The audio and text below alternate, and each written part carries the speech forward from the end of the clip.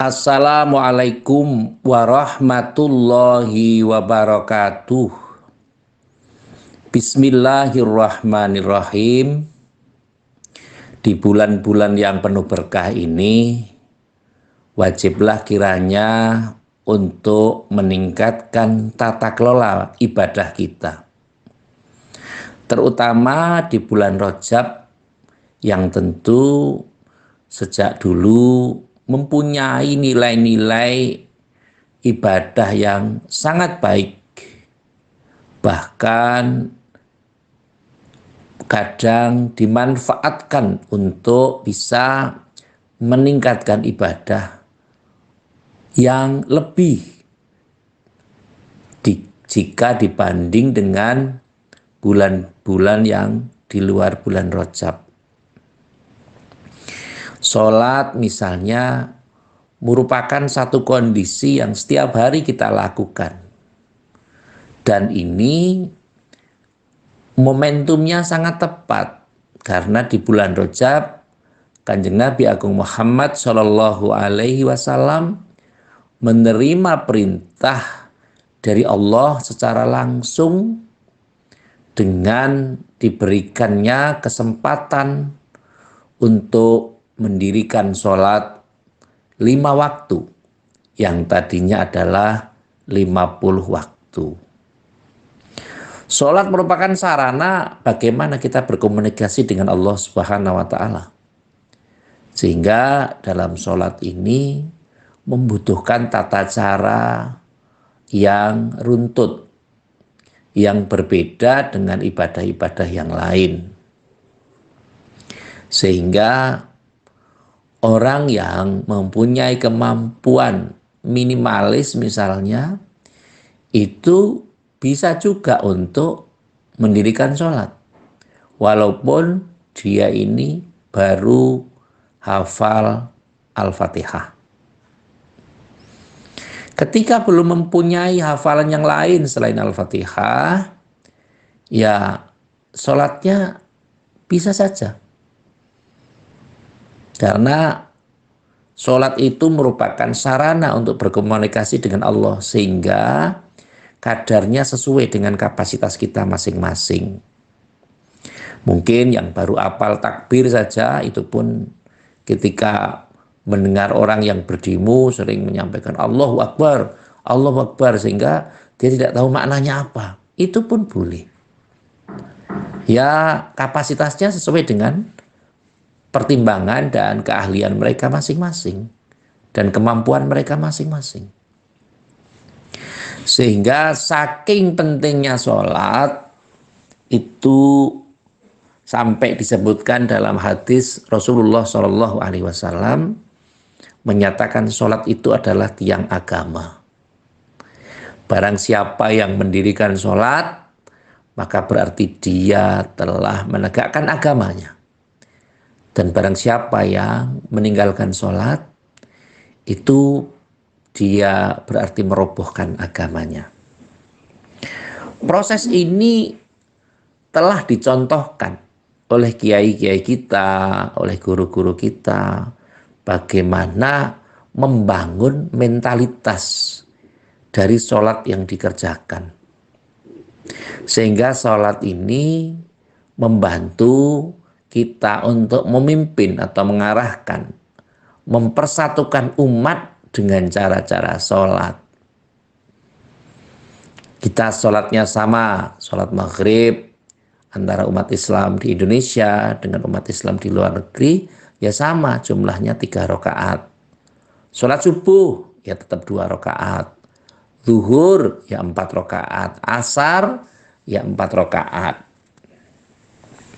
Sehingga tentu ada namanya keseragaman dalam kita mendirikan sholat. Hal yang lebih penting lagi adalah bahwa di dalam sholat ini merupakan satu sarana untuk berkomunikasi pada Allah Subhanahu wa Ta'ala. Sehingga apapun permintaan kita itu ada pada sholat yang kita laksanakan, yang kita dirikan atau yang kita kondisikan. permintaan apa saja ada di situ.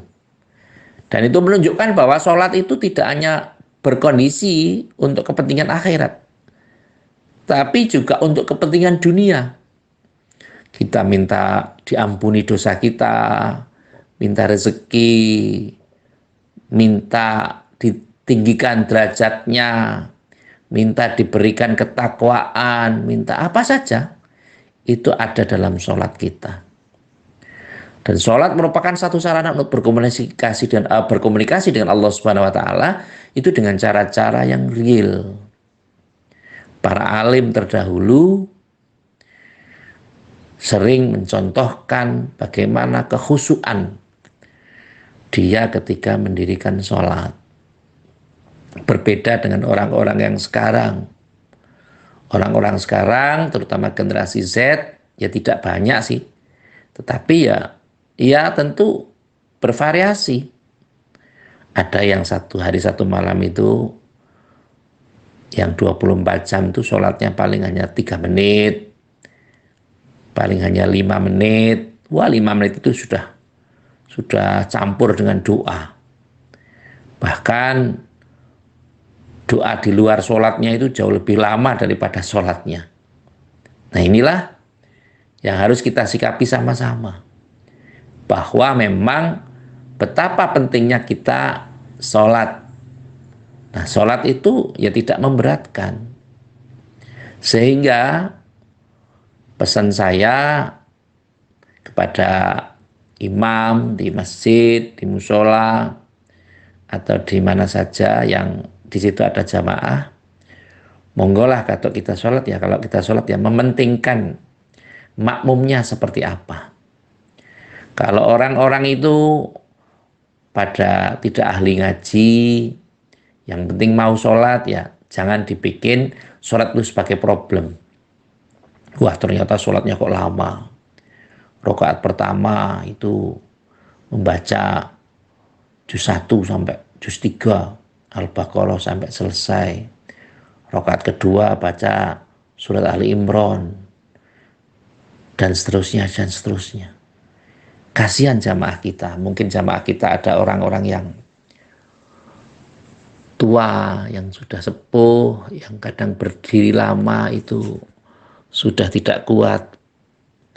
Ada juga yang tentu saja masih muda dan baru saja belajar ngaji, sehingga kalau terlalu lama malah ngantuk. Dan ini akan tidak bisa menjadi kenangan. Dan ada pula yang mungkin urusannya banyak, mungkin menjadi sopir, mungkin akan segera naik bis atau khawatir ketinggalan bis, ketinggalan kendaraan. Mungkin ada yang mau bepergian jauh, sehingga imam itu harus mengerti akan kondisi makmumnya. Sehingga inilah yang perlu kita jadikan sebagai sarana untuk bermuamalah. Supaya orang juga tidak terlalu lama dalam sholat, tapi juga tidak terlalu cepat. Artinya sedang-sedang saja. Tergantung pada kondisi. Ya kalau tahu mendung, mau hujan, kita punya gabah, punya padi yang sedang dijemur, ya sholatnya jangan lama-lama. Karena mungkin kita juga, makmumnya juga berpikir, waduh ini nanti kalau sholatnya lama, kalau padinya kehujanan bagaimana? Ya kepentingan-kepentingan seperti inilah yang nanti harus disikapi sama-sama. Sehingga saya memberikan penjelasan ini dengan cara-cara yang sederhana, supaya intinya adalah bahwa jangan sampai dalam sholat ini, apalagi kita jadi pemimpin, jadi imam, itu memperlama sholat kita dan menghambat makmum kita. Berbeda kalau kita sholat sendiri. Ya kalau sholat sendiri monggo, nanti kita mau sholat 1 rakaat 1 jam ya tidak masalah. 1 rakaat 2 jam juga nggak apa-apa. Karena ini adalah berkomunikasi kita dengan Allah Subhanahu wa Ta'ala. Tentu kadar kemampuannya, ya kalau berkomunikasi dengan sama manusia, kita nongkrong, ngobrol, cerita itu 1 jam, 2 jam kita kuat. Tapi ketika kita berkomunikasi dengan Allah dengan sholat, kadang 5 menit itu sudah terlalu lama. Padahal yang akan memberikan, yang menyelamatkan kita adalah Allah Subhanahu wa Ta'ala. Sehingga kapasitas-kapasitas kita ini harus kita perbaiki. Sholat kita juga harus kita perbaiki. Ibadah kita juga harus kita perbaiki. Kenapa demikian? Karena sholat itu nanti sebagai tolak ukur awal. Kalau baik sholat kita, maka insya Allah baik semua ibadahnya. Tapi kalau sholat kita tidak baik, maka ya hisab kita akan lebih berat lagi. Mungkin ya buruk semua amalnya. Maka yang dihisab pertama kali adalah sholatnya. Sehingga yang paling penting kita harus perbaiki adalah bagaimana aplikasi sholat ini bisa kita terapkan di masyarakat. Bagaimana masyarakat atau wali pada zaman dahulu memberikan ajaran-ajaran, memberikan kondisi-kondisi yang real di masyarakat, sehingga mereka itu senang sholat. Ketemu pada kiainya ini senang. Sholatnya asar jam 3, mungkin setengah 3 sudah sampai masjid atau mushola. Nunggu kiainya rawuh, dan nanti ngaji sebentar, kemudian nanti menunggu sholat maghrib, ngaji lagi, dan seterusnya. Karena apa? Kiai itu memberikan kesejukan, memberikan pencerahan, dan kata-katanya tidak menyakitkan hati santrinya.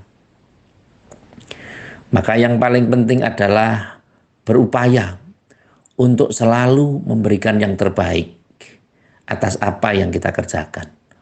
Sholat juga demikian, meskipun mungkin sholat kita ya belum sesuai dengan apa yang diberikan, atau mungkin tidak khusyuk sekali, tidak apa-apa.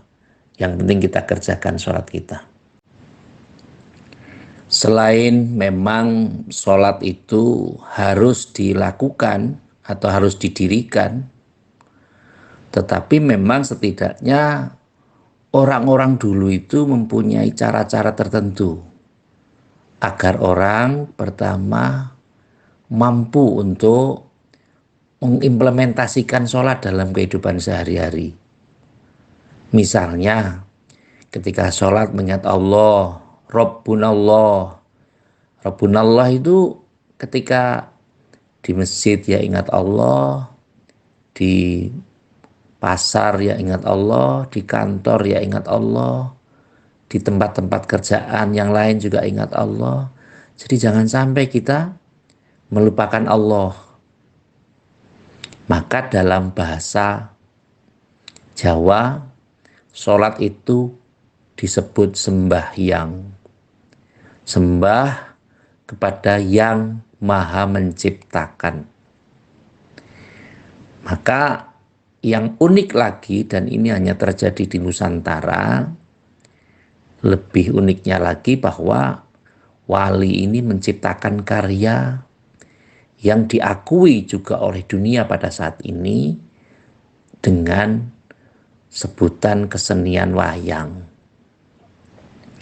Maka wayang itu akronim, ada yang menyampaikan bahwa wayang itu wali yang membuat. Memang yang membuat wayang, kesenian wayang itu adalah wali. Wali dari kata aulia. Kalau Mbah Mustafa Bisri atau Gusmus ngendika wali itu bolone Gusti Allah. Jadi orang yang sudah menjadi bolone Gusti Allah, maka betapa kita bisa memahami betapa dekatnya orang-orang itu dengan Allah Subhanahu wa Ta'ala. Sehingga di Jawa atau di Nusantara ini ada wali songo. Maka tadi ya sudah disebutkan wali songo itu membuat satu kondisi. Orang Jawa kalau disuruh-suruh diperintah-perintah untuk menyembah Allah dengan cara-cara misalnya seperti orang dakwah yang sekarang, itu ya susah. Maka caranya dengan diberikan gambar wiring atau gambar miring yang dikondisikan dengan wewayangan atau wayang tadi. Dan dalam filosofi wayang itu ada sebagian wilayah di Jawa Tengah yang ditempatkan di bulan Rajab. Artinya mengingatkan kepada orang-orang untuk bisa sholat, bisa beribadah, bisa sembahyang.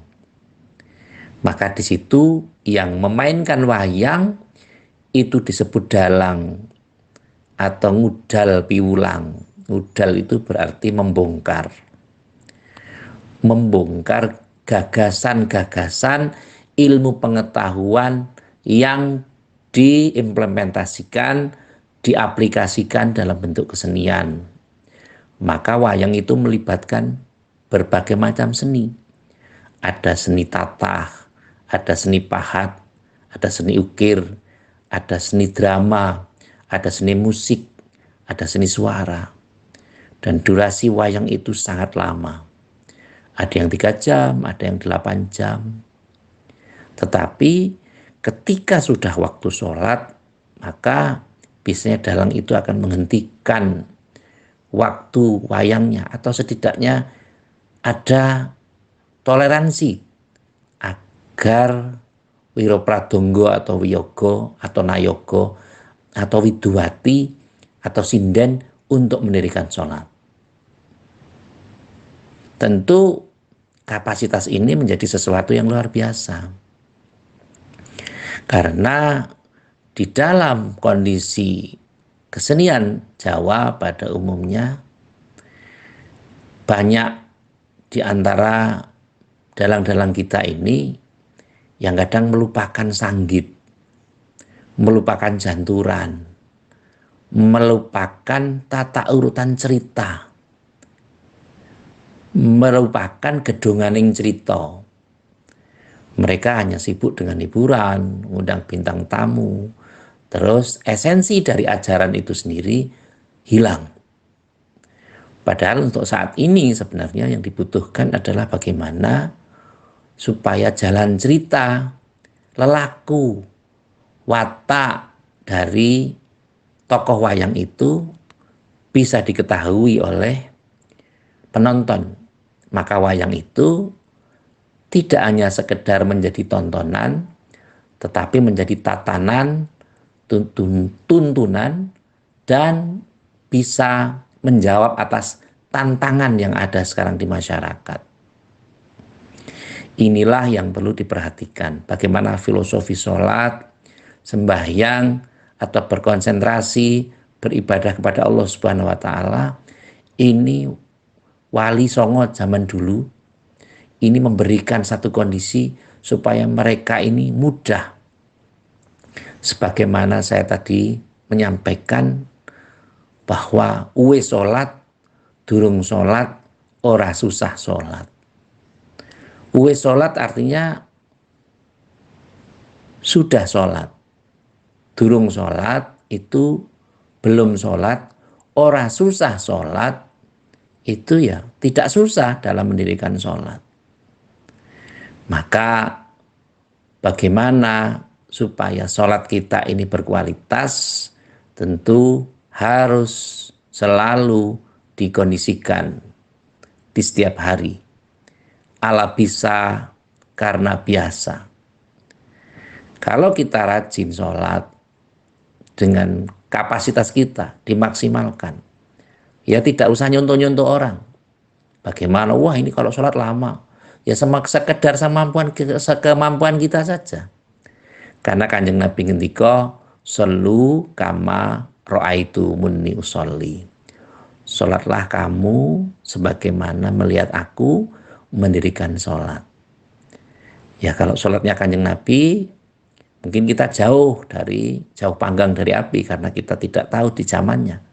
Tetapi di situ ada ulama, al-ulama warasatul anbiya. Ada ulama yang harus kita contoh, yang harus kita taati, yang harus kita takzimi, yang harus kita hormati. Sehingga Isra Mi'raj atau peringatan Rojabiyah atau dalam bahasa Jawa disebut rejepan, merti dusun, merti desa, artinya membersihkan desa dari hal-hal yang kurang baik, itu bisa dikondisikan dengan sholat. Monggo, oleh karena itu di kesempatan-kesempatan saat ini, di akhir-akhir ini ketika kita melakukan sesuatu tapi esensinya belum kita dapatkan, maka kita harus upayakan. Kita harus belajar sama-sama. Belajar apa? Ya belajar untuk bisa bagaimana memahami sholat yang kita dirikan. Sebenarnya wali itu juga memberikan memberikan sebuah kondisi. Misalnya wayang itu 8 jam atau 7 jam. Bisa kita pahami sama-sama. Ya kalau mengingat Allah dengan kolektif dalam lamanya waktu, ini kita kan tidak terasa karena kita senang. Orang nonton wayang itu juga senang. Nabuh gamelan juga senang. Gendingnya macem-macem. Ya sama. Kadang kita mengingat Allah itu kalau sudah tahu rasanya, kelezatannya mengingat Allah, ya kita akan merasa senang. Sehingga tidak mengingat yang lain. Orang nonton wayang itu ya dia tidak ingat, wah ini saya punya utang sekian ratus ribu, punya utang sekian juta, ya nggak teringat. Karena apa? Pikirannya, perasaannya sudah senang dulu. Sehingga sama ketika kita mengingat Allah, kalau memang benar-benar sudah sudah bagaimana kita bisa all in kepada Allah Subhanahu wa taala, maka tidak ada sesuatu yang kita ingat. Bahkan pada zaman dulu ketika ada sahabat Nabi yang terkena panah, mencabutnya itu ketika beliau sedang mendirikan sholat. Inilah yang harus kita cermati sama-sama, bahwa konsentrasi dalam setiap kita melakukan sesuatu penting. Konsentrasi dalam sholat itu juga penting. Konsentrasi dalam mengemban kepercayaan masyarakat itu juga penting. Konsentrasi dalam pekerjaan kita juga penting. Intinya bahwa mari kita upayakan dalam setiap langkah kehidupan kita selalu kita mengkondisikan untuk mengingat Allah. Karena dalam intinya sholat adalah doa. Maka kita harus berupaya untuk berdoa kepada Allah Subhanahu wa taala agar kita selamat dari azabnya Allah. Kita dihindarkan dari musibah. Kita dihindarkan dari segala sesuatu yang buruk. Dan inilah yang menjadi tujuan hidup kita. Yang sering kita baca, Rabbana atina fid dunya hasanah wa fil akhirati hasanah wa qina adzabannar. Orang tidak hanya sekedar bahagia di dunia, tapi juga mohon pada Allah untuk diberikan kebahagiaan di dunia dan akhirat dan dijauhkan dari api neraka. Inilah yang menjadi kondisi yang perlu kita pahami dalam kehidupan.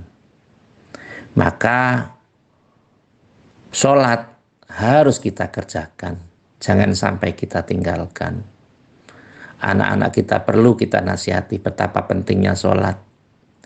Keluarga kita perlu kita informasikan bagaimana pentingnya sholat. Jadi keutamaan-keutamaan sholat nantinya akan kita bisa dapatkan. Semoga kita bisa merasakan bagaimana lezatnya, bagaimana kenikmatan beribadah kepada Allah, sebagaimana dicontohkan oleh Kanjeng Nabi Agung Muhammad Shallallahu Alaihi Wasallam. Yang penting kita mengerjakan sholat, dan jangan sampai sebagaimana Al-Quran memberikan ultimatum atau bahasa saya adalah bahasa teguran, Fawailul lil musallin alladzina hum an sholatihim sahun. Celakalah orang-orang yang sholat, yakni orang-orang yang lalai terhadap apa yang dilakukannya. Sholat tapi dia tidak mengingat sholatnya. Maka yang paling penting adalah kita berupaya untuk mendekatkan diri kepada Allah dengan sekemampuan kita, sehingga semoga amal ibadah kita diterima oleh Allah Subhanahu wa ta'ala. Amin. Allahumma amin. Yang terakhir, seperti biasa, mari kita saling mendoakan. Semoga andai kata ada saudara-saudara kita yang saat ini atau bahkan diri kita sendiri yang terhimpit dengan persoalan baik ekonomi, sosial, utang piutang, atau maisha yang belum terkondisi dengan baik, semoga Allah Subhanahu wa ta'ala memudahkan. Andai kata ada kegiatan kita yang kita terundung masalah yang belum selesai, semoga Allah segera menyelesaikannya. Dan yang paling penting, semoga kita diberikan ketakwaan, keimanan, dan kita bermunajat. Semoga andai kata kita dipanggil Allah suatu ketika atau suatu saat nanti, kita digolongkan sebagai hamba yang husnul khotimah, yang berakhir dengan cara-cara yang baik. Amin. Allahumma amin. Terima kasih kepada semua pihak yang telah membantu terselenggaranya acara ini, dan semoga silaturahim kita saat ini dan berikutnya menjadi sesuatu yang bermanfaat. Sekali lagi terima kasih atas segala perhatian dan mohon maaf atas segala kekurangan. Saya akhiri, wallahul muwaffiq ila aqwamit thoriq. Wassalamualaikum warahmatullahi wabarakatuh.